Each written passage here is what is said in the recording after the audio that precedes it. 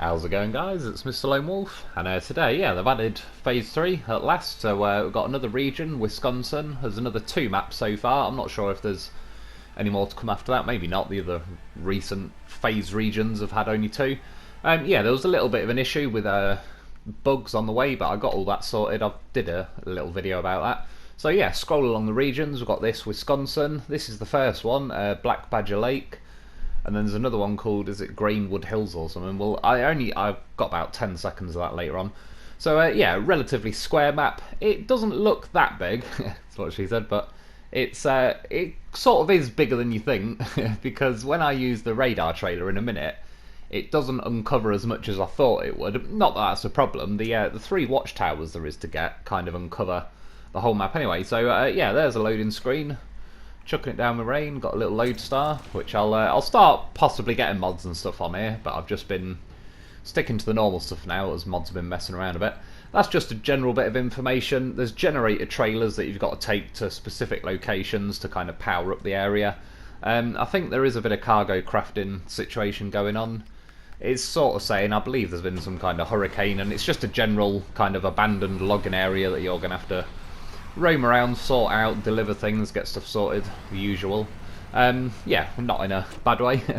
That's just a first quick look at the garage. Looks pretty good, nice and roomy. It's good enough. Yeah, like I say, I've got a dolphin in loaf, got the old duo back. I've got a radar trailer with a loaf, and that's the circle I uncovered, which, like I said, on some of the small air maps, that circle is obviously relatively bigger because it does, is it 150 or 300 meter radius or diameter? It's one of them. 150. It might be 150 meter radius, 300 meter diameter. Yeah, so the first watchtower, as you can see, is not too far when I leave the garage. So we'll send them in. We'll get exploring. I've not got the loaf packed at the minute because I'm taking the radar trailer. To be honest, overall, you don't really need the radar trailer. Like I said, the watchtowers basically uncover the whole map if you get all 3.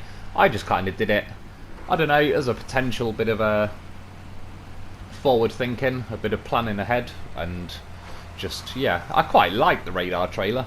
It's I quite like it as a concept. It's a bit like a mobile watchtower, really. At least if, certainly in this game, and I don't mind that they do it, but they don't always put watchtowers that are just, you know, at the end of a road. It's usually you can get near-ish, but then it's a little bit iffy trying to work out your path at the last minute. So by having the radar trailer with me, I can always kind of uncover a little area around me and just see what's going on. So the first dot is sort of telling me it's up that way. And yeah, like I said, we've followed the road to this point, but as you can see, I don't know if you could class it as a road or not. There does appear to be a few tyre tracks going there.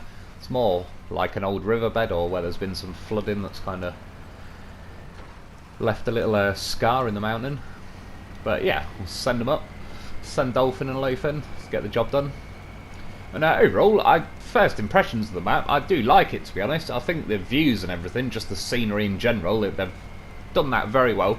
That's one thing they always have been pretty bloody good at, to be fair, is Lake Covd was a pretty good looking map for that kind of like area you're going to be in. Obviously it's a little bit of a barren wasteland, like Arctic wasteland type situation, but it did look nice. And Mandra had some nice views. They just went a little bit OTT on the snow in the end. So overall, I'm definitely glad that this map, at least, I've not really explored the other map, but this map hasn't got any snow to speak of, which is yeah, good, because like I said, I do like the snow, and I did like the snow, but yeah, if they're just making it too much super snow like they did with the Mandra, it just overall slows the pace of the game around. I generally like to, yeah, go flying around, delivering stuff, getting stuff done, enjoying the views, having my view change as I'm driving along rather than being stuck at 1 mile an hour. So yeah, I mean, since they've added the various phases, obviously the first phase was, what's it called, Kola Peninsula, and that had Lake Covd and Imandra, which were both snowy, very heavy snow focused maps. The next one was Flooded Foothills and Big Salmon Peak. Big Salmon Peak's pretty much all snow. Flooded Foothills, half and half, but it was very trollish with the mud on that as well. So yeah, just to go back to a more of a normal mud map is pretty nice. Bit of old school mud runner, and yeah, also they've got the login situation back. So I was climbing up this way, that's the route I ended up taking. However, as you can see, as I was climbing up those rocks, it was looking a bit iffy. I wasn't too happy about it because I thought I'll just end up tipping. So I reversed, got out of there. I'm going to do a U-turn, and just kind of follow that scar in the map a little bit further up, and yeah, try and loop around to the watchtower that way.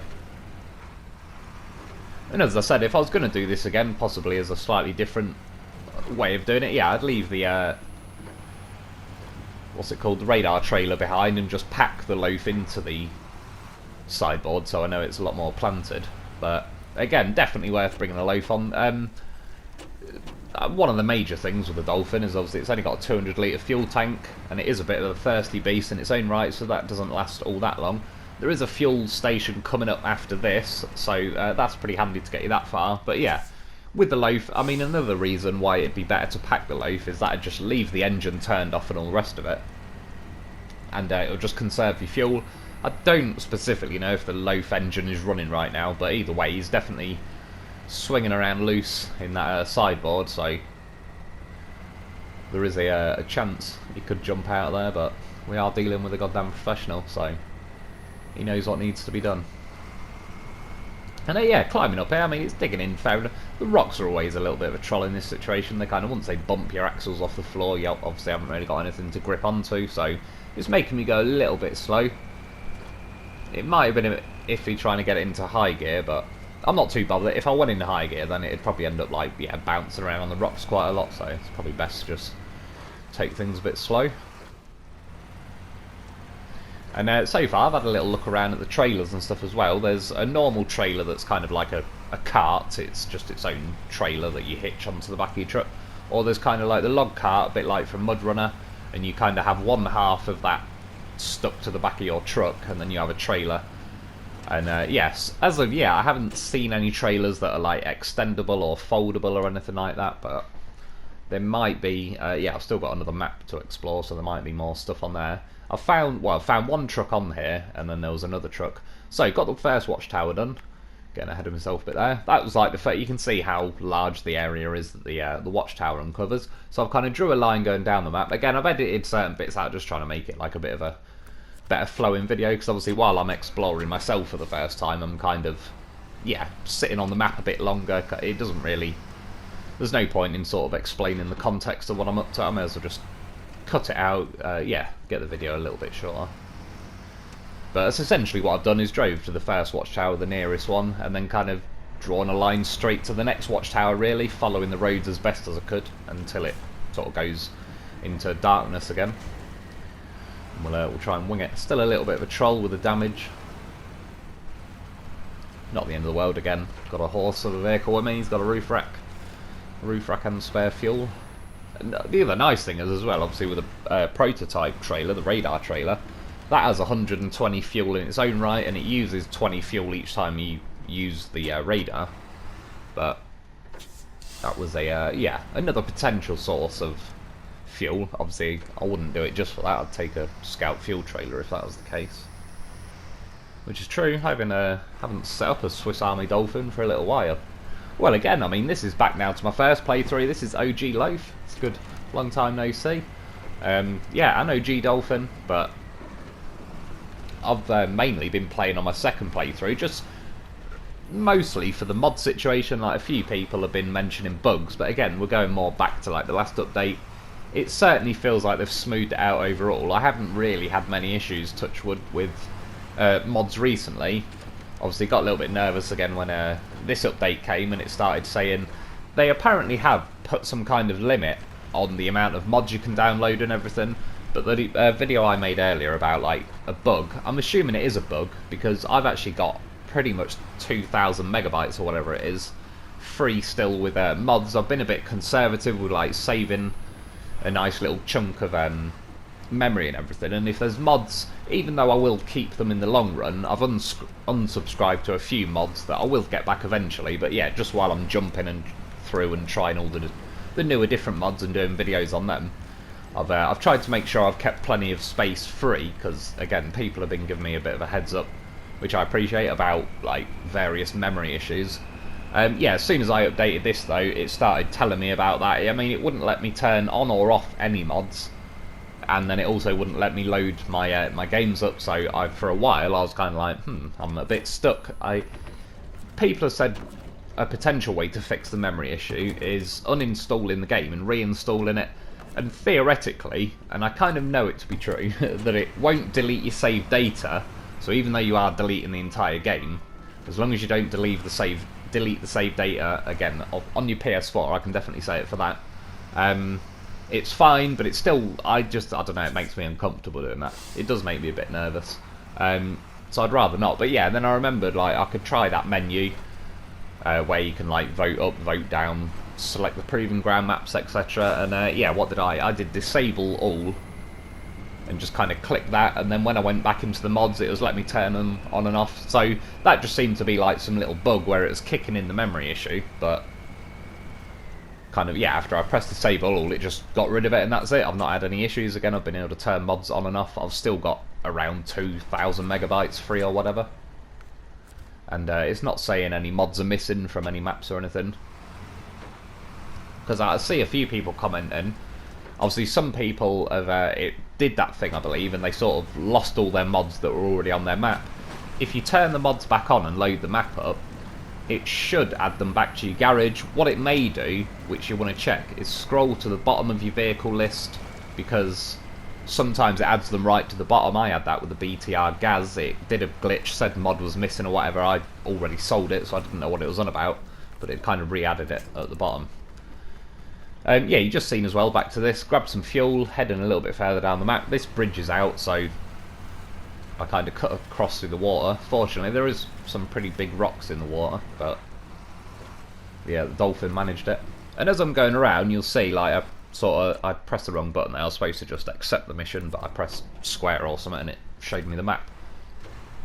Yeah, just as I'm driving past some things, I think I did it with the bridge, did it with that, just grab the mission, because then later on, whether, say, I'm back at the garage, I might want to do that bridge mission. I can just go into my list of missions then and click activate, and it'll tell me, you know, what I need, where I've got to take it, etc.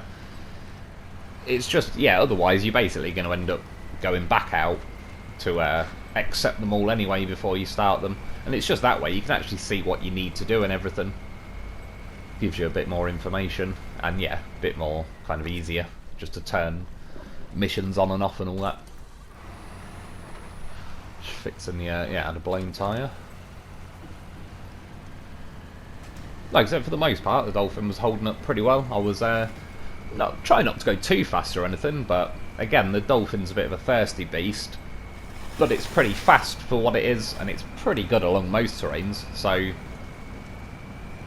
that's kind of what you have to do with the Dolphin to a degree, is yeah, go quite fast, and then at least you get a lot of distance for your fuel usage. And as I said before, a little bit like how it worked with my M5, it drink X amount of fuel regardless. So I was best off remaining at a high. If I'm stuck in traffic, it's like I was doing 0 miles to the gallon. I'd rather have 10 miles to the gallon. That did me for a while. Although fuel prices in England, you guys in America, I remember seeing someone a while ago complaining in America. What's it, like $2 or $3 a gallon? Like, Christ, I'd love it if it was $2 or $3 a gallon. It's about £1.50 a litre over here. It might have gone down a tad or whatever, but around that, which probably works out. Well, I don't, you've got a different litre to us. Because your gallon, sorry, is like 3.5 litres. I think our gallon is 4.3. But either way, that'd work out what? Yeah, $7.50, something odd. A gallon, £7.50, which is probably the equivalent of like $10 to $12 a gallon. So yeah, wasn't cheap keeping that beast running. Probably would have been cheaper to get a taxi.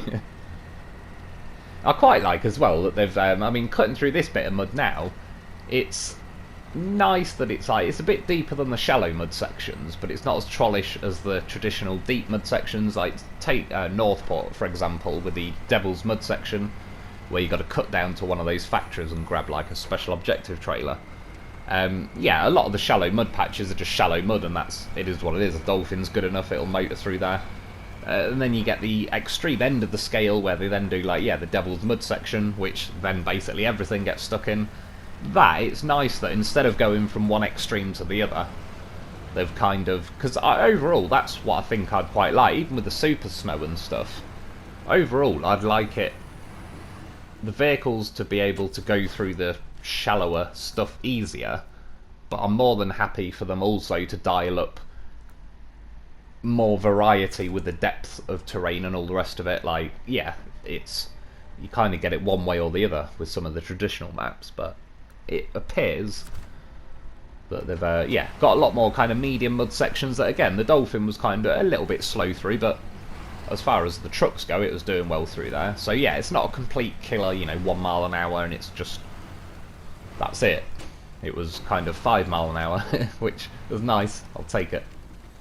So basically, as I was following the road along, yeah, the bridge is out, but I could kind of wiggle my way through those rocks, come down to the railway, which will cut me further down towards the second watchtower.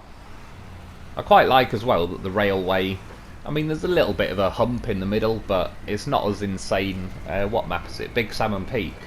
There's a railway running through there that I used to kind of cut down the map a bit, but it was on such like its own purpose-built little hill that you could barely get onto the railway without tipping and stuff, and again, it was just a little bit of a pain in the ass. So anyway, after I followed this railway down a little bit, there's kind of a yeah, a muddy ramp that kind of rolls back up the other side of the hill, which was pretty convenient. Because later on down here, I didn't know this at the time, but yeah, I'm going to be sat quite high up again, and you end up being able to go over a bridge over the railway. So if I stuck to the railway, I'd probably have a bit, you can see how much kind of altitude I'm gaining. And again, I mean, as far as the map goes, yeah, I quite like all the hilly aspect of it. Again, the views are very nice. Overall, the map doesn't feel that trollish. I mean, I've got a Dolphin, which, as far as the base trucks go, is a pretty solid truck, one of the best in the game, I reckon. But yeah, especially now we've got mods as well, it feels quite a nice balance. I think this will be more fun and enjoyable and won't feel as much of a punish. I have to say, with the gear, this is one of the worst things they've done with this update. For some weird reason, when you go into from auto to reverse or reverse to auto, the speed with which the gear stick travels has been reduced, like, you know, half or 3 times slower than how easy it is to flick it up into high or low or neutral, if you ever use that.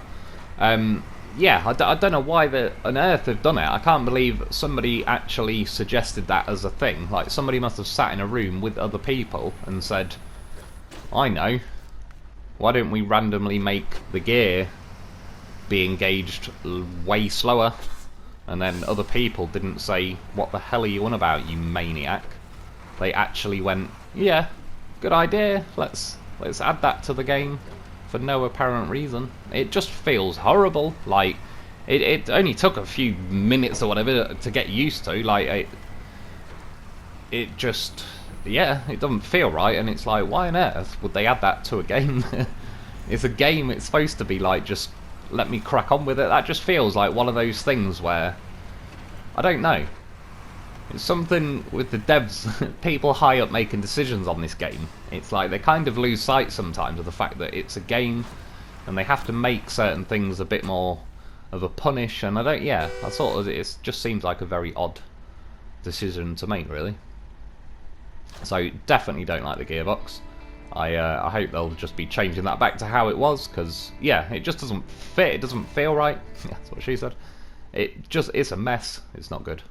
So anyway, we grabbed the second watchtower. Like I said, I followed the road, kind of zipped up the hill. Had to loop round a bit, but got it in the bag. You can see that, what's it called, a gateway, which is like pretty close to me now. That's the gateway to the second map, kind of the opposite end of the map really, to the garage. So this is a rough route that I'm going to try and follow. Yeah, kind of cutting across the bottom of the map now. And I'm going to try and get to the third watchtower as one of the login stations. And I've not really used them or anything so far, but it said like it had 6 of each logs, I think, there. Like, again, it's a bit like with that limited cargo situation, which, to be honest, I'm not too keen on. It's not really become much of an issue on the Yukon maps, the flooded foothills and that, because I kind of avoided some of the bigger missions so far on that, because they glitched a lot of them to where you needed like 15 cabins. I really wasn't in the mood to be going back and forth, doing the same thing to make 15 cabins. That wasn't my idea of a fun game. Obviously, by the time they corrected it, they also added mods, and I've just been messing around with mods really. I've sort of got a bit distracted and yeah, not been back to that map. But overall, yeah, it's one of them things. I'm not that bothered about the cargo craft there. I'm not saying it's good or bad, it's just it is what it is. That gearbox situation, dropping it into reverse, is just a bad idea. Yeah, it's horrible. So we're kind of back out from that hill, cut across that bridge. I think I got a bit confused. I thought I came along the railway and I was wondering how I got up here, but I didn't. I came along the road, so yeah, fortunately the bridge isn't out or anything, you then have to build it first. So there is a way around this map, like when you first go exploring, you don't need to kind of fix things on the way. It is doable if you, yeah, take a few little shortcuts and improvise routes. So again, I'll just show you a quick 10-second, well, I mean most of it's going to be covered anyway, but that's the kind of loading screen. Got a picture of a Scout 800 I believe, and a pretty good bridge spanning across. Yeah, this is the map, 5 watchtowers really, it's basically going to uncover everything. So I travelled back to this map, what's it called, Black Badger Lake, and yeah, it turned me around with a gateway, but other than that, we're back to where we are, and we'll yeah, see what else the map has got to offer. And again, with the mud, like, it's a little bit, certainly not the shallow dirt roads that you get in places like Michigan, but it's not completely terribly, yeah, 1 mile an hour mud. And I don't mind a bit of 1 mile an hour mud.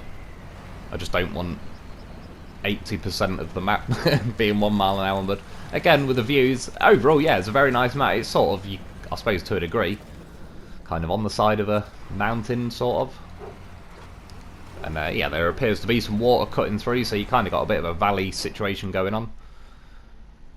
You can sort of see where that water cuts through the map, so to the left and top end of the map is kind of one side of the valley, and then this side I'm going on to now is sort of the other end. So following it around, I was just checking I was taking the right road. I wasn't sure which way to turn there. And again, the fuel situation's looking a bit low at the minute. That's kind of why now I'm yeah, sticking it in high and dropping the hammer. Try and eat up the miles as quick as I can, and I've still got fuel and everything on the low, so I know I'm all good. But obviously heading into just in darkness on the map, so I don't necessarily know which routes I'm going to have to be taking yet, or how much fuel I might possibly need. A little bit slow cutting through that river. That's not really a problem though, there'll be rocks under the water, plus I'm kind of going against the current really as I'm crossing there, so that's fair enough. And like I said, very soon I'll be turning some mods on. I might try the truck improvement pack again, because that'll give me like a modded version of the Dolphin, which has got more choice of tyres, I believe raised suspension and a few other bits and bobs. I'll definitely be getting the JBE P16 on this map. See, it's a shame because there is 2 new vehicles on this game, which I'll show you a quick, again, like 10-15 seconds or whatever of each near the end of this video. I'll make separate videos on them pretty soon, but yeah, with the whole modding situation, like the devs aren't letting anybody mod like DLC trucks, the separate ones you can buy, like the Apache, but also just in general, like the season pass trucks that we're getting in game. So that's why there's no mods for like the F750. You know, Taz, the Warthog and all that. That's why it's pretty good with the, like, say, the JBE mods, for example, with the Lodestar, where he's basically just added a load of the F750 options on the Lodestar. So it's, I mean, yeah, fair play to him. It was pretty sort of clever workaround, since they're not letting people actually mod the F750. He's kind of used the Lodestar as the base with which to mod that from. But yeah, because of that, we'll never get any modded versions of all kinds of DLC trucks, including the ones I've added on this. Well, yeah, even like there's the one called a Boar, which I believe you can buy straight away, but there's also another truck called the P512 PF or something. So again, a little bit like the P12, P16, but it's called the P512.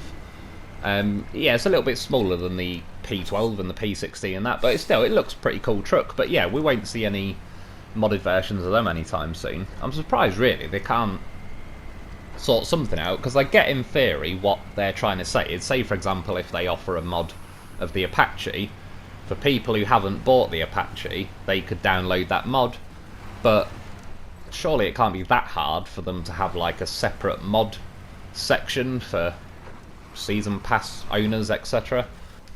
Plus, with the way some of the mods seem to work, like obviously the ones that take up say 3, 4, 5, 6, 7, 800 megabytes, you're kind of downloading the whole thing. But a lot of mods, say the JB one's probably a good example. There's some others though that take anywhere from like 0.4 megabytes to 20, 30 megabytes or whatever. They must be kind of downloading extra things to add on, but they're kind of relying on the base game itself to bring the base truck to the game. So yeah, could they not incorporate it in a way where, for example, you could have an Apache mod, but you have to own the Apache for the mod to be able to work, otherwise you don't have the base Apache for the mod to even be applied to, if that makes any sense. We'll say, I doubt they will, but again, I suppose I can't really complain. We have got mods which is more... I was saying to like, yeah, someone the other day, they've like, you imagine a company, by example, like EA Games. You could never imagine EA Games even making like mods a possibility, because they just want to monetize the crap out of everything. Microtransactions.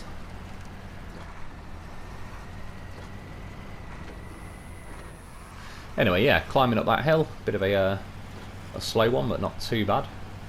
But as you get up here, it sort of opens up a little bit again. That's what I quite like about the map. It's still free-flowing enough, but there is definitely an element of difficulty there. I mean, if you compare it to, say, the Michigan region, it's certainly more difficult than that. But so far, at least, it hasn't felt as trollish as places like Amandra. And there is certainly sections on this map that were very slow and a little bit trollish. But again, as long as it's only in sort of, yeah, little sections and doses, I don't really mind that as much. So cutting my way along, this is kind of how far we got.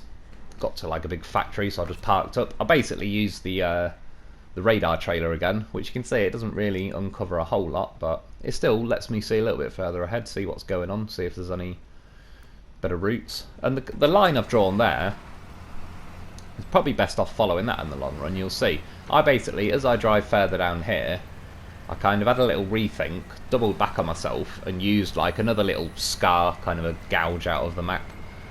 Followed that down, trying to head towards the watchtower. I probably would have been better off just following this road, even though it, say, goes the long windy way round to the next watchtower.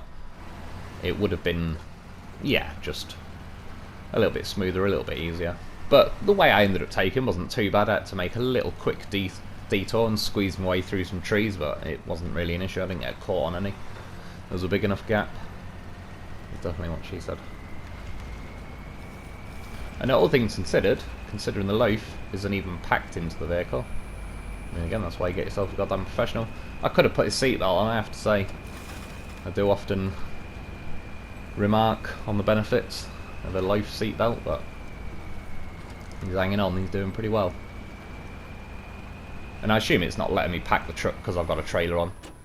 Because, like, let's say I didn't have a trailer on and I did pack the loaf, I assume it wouldn't even give me the option to try and add a trailer to the loaf. It kind of cuts it off as a vehicle once you've packed stuff, so I assume that's what it's doing. So you can see I drove down the road, but I'm going to double back on myself and, yeah, cut through that, because it just looked like this was taking me further away from the watchtower. But overall, yeah, it kind of loops down to the bottom corner of the map, scoops back round, and effectively. But I'm just going to take a bit of a shortcut. And that's one nice thing with the Dolphin. We are got a bit of a lean going on at the minute. Not too bad, but there has been other sections tonight where, yeah, a lot of stuff would be fairly prone to tipping. The Dolphin is weighted pretty low down. Overall, the weight of the Dolphin is pretty good. That's one reason I've always liked the Dolphin. And again, with the loaf, to be honest, as far as the scouts go, most of them don't feel like there is enough weight to them.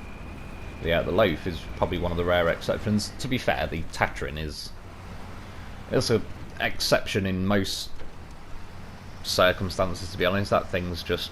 I mean, it's in the scout section because they didn't make it a truck, because they're not allowed it to tow trailers or anything like that. But yeah, that thing's like 10 times more expensive than a lot of the scouts, and it's just a completely different... yeah, it's like a purpose-built APC 8-wheel off-road beast. And I'm sure at some point, like I said, I'll be getting some mods on here, so I'll probably bring a Tatrin at some point. The main one I want is the P16, and yeah, fingers crossed, I'm hoping we get a proper trailer that folds up onto the roof of the P16. Or just the fold-in trailers in general. As yeah, they're pretty cool. As I said, when I played MudRunner, I didn't realise the trailers were foldable for bloody ages. And when I finally figured it out, it would have made life a lot easier. It's quite, well, I mean, that's how they work in real life. It's pretty, yeah, pretty clever system to kind of carry the trailers around without actually having to carry them as a trailer. So, I cut down that lane. Was having a little look around, wasn't too keen with the situation. Like I said, that road I ended up, if I did follow it, I've used my radar trailer, so I've kind of opened the map up, kind of seeing what's happening. So, yeah. At this point, I could either double back again and kind of go back to the way I came, and stubbornness and the denial that I made a bad choice. I was like, sod it, stick in gear, fire up. See, even trying to conserve that fuel, turn the engine off so I ain't sitting there drinking. And this is all I mean. It was only a tiny little cut through this bit, and yeah, it was a quicker way to the farm. I mean, knowing what I know now, I would argue the way I'm taking now is actually better than following that road around, because it'll probably save you fuel and everything in the long run. And I believe the general premise of this map, as I said, it seems to said it was like a long time abandoned logging station, but I believe there's been some kind of storm, so that's why you got like this flooded farm. Reminds me a little bit like Wisconsin. There's that vehicle there. You could actually see the P512 in the background, even further behind that. But I didn't really notice it at this point. Again, just collecting the missions as I'm going around. I assume that truck, it looked like it might have been a white Western Star or something. I'm going to have to rescue that. That'll be a mission to do. And yeah, I'm kind of hoping, because I'll be doing a live stream at some point later. Preferably, again, at the same time, kind of... Well, as far as my time goes, it's about 2:30 in the morning I'll start in the live stream. Again, yeah, kind of on the, what is it, east coast of America. I believe you're 5 hours behind, so it's the equivalent of about 9:30 at night, 9:30 PM, and for, let's say, the west coast of America, I believe you were 8 hours behind.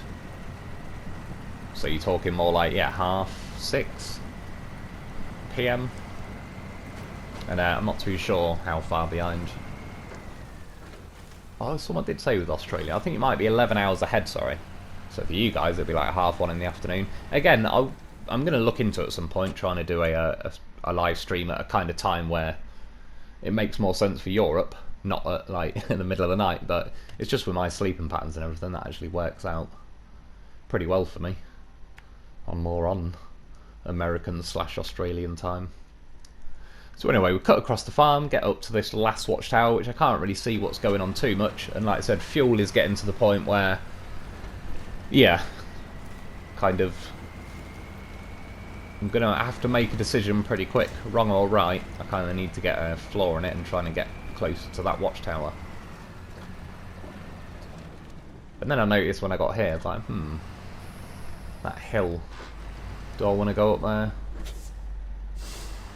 And then decided no, because as I was looking ahead to where my blue marker is, it looks like a kind of path. The loaf was nearly out there. Look at him, he's goddamn professional. He hung on. At this point I wasn't really bothered if the loaf did go out, because I'm only going to nip up this hill to get the watchtower and then back down. However, it was about now, where out of principle, it's like, no, the loaf's made it this far with me. Sadly, the trailer sabotaged the situation there, but stick a winch on him, he'll soon be back on his wheels and he's good to go. And yeah, fortunately I was able to cut up here, and now you can see ahead of me there is another little section which is definitely got a lot of rocks and is pretty steep, but if I can squeeze my way up there, that will save the day. And again, I'm very low on fuel, and I knew kind of driving up here is going to be awkward. So I switched to the loaf, moved all the fuel from the loaf and the prototype trailer to the Dolphin, which has given me, is it 60 or 80 litres odd or something. And yeah, I know I'd end up using a lot of fuel now. I went down to low range, but sometimes it can help. It's just, in situations like this, you need a certain amount of RPM so the wheels are spinning quick enough to kind of flick the rocks out behind me. And still be going quick enough to dig into the terrain and start climbing up. So that's essentially what's happening. Keep it pinned, just keep letting the rocks trickle their way down each different axle and flick out of each tyre, and eventually it kind of clears the way so I can grip onto the actual terrain itself. Fling a winch out. It's a bit weird with some of the winch point. In some ways, there's some bushes and stuff you can grab that at first they're good and they feel pretty well anchored, and then other times they just kind of, yeah, flop along the floor towards you and don't really do much of anything. Thankfully though, we made it up there. Little toot of the horn. And that was all 3 watchtowers, so yeah, that's the way I'm kind of going to be focusing at the map. The garage is kind of in the top, slightly over to the right. That's where the garage is.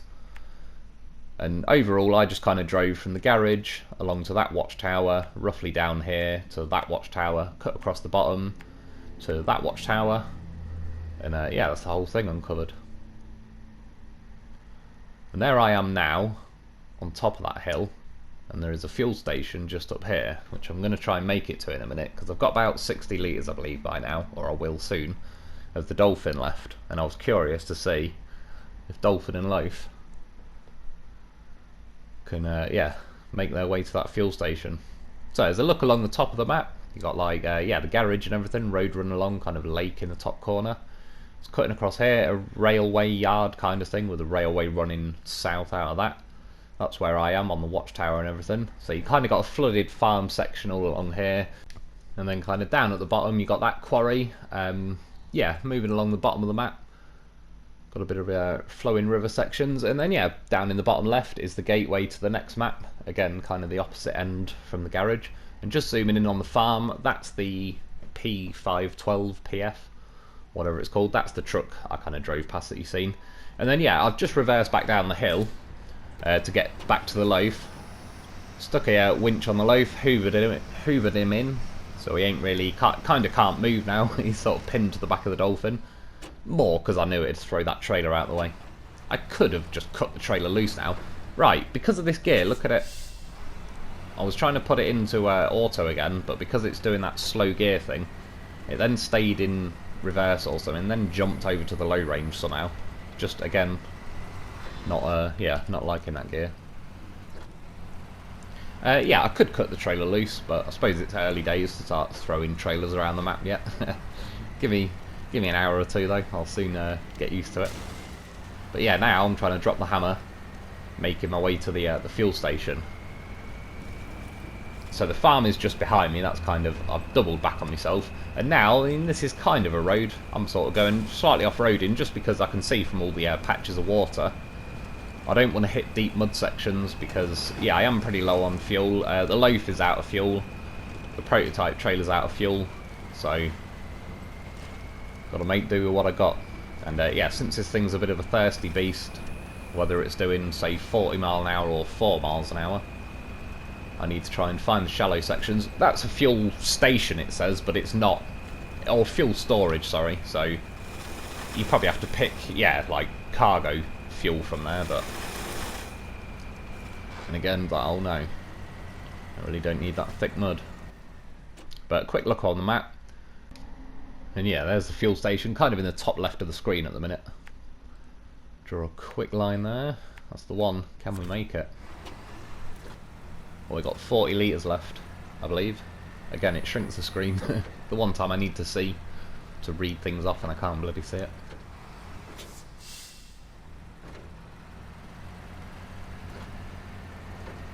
And yeah, them litres are dropping fast, just lost nearly 5 litres and I barely covered a truck length. But, once you do get the speed up and you can stick it in high range, it's pretty good for chewing up the miles. Again, sticking to the left of the road really, because I'd rather just freestyle across the terrain where it's not necessarily going to make me sink. And here, it's just pure unluckiness, typical unluckiness, just clipped the edge of the sideboard.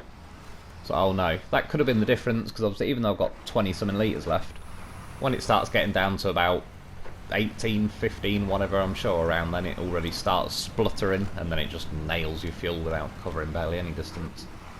Fortunately, Dolphin and Loaf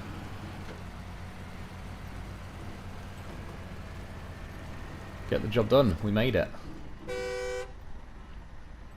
So, get all refueled and yeah, that's about it. I mean, this is the map. like I said, looking good so far. There's certainly plenty of missions to do as well. There's a little look again where the P512 or 512, whatever it's going to be called. And yeah, this is a quick look at this truck.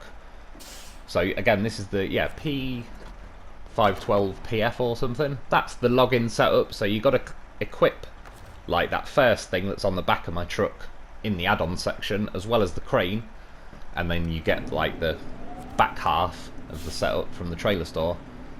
This thing was pretty cool.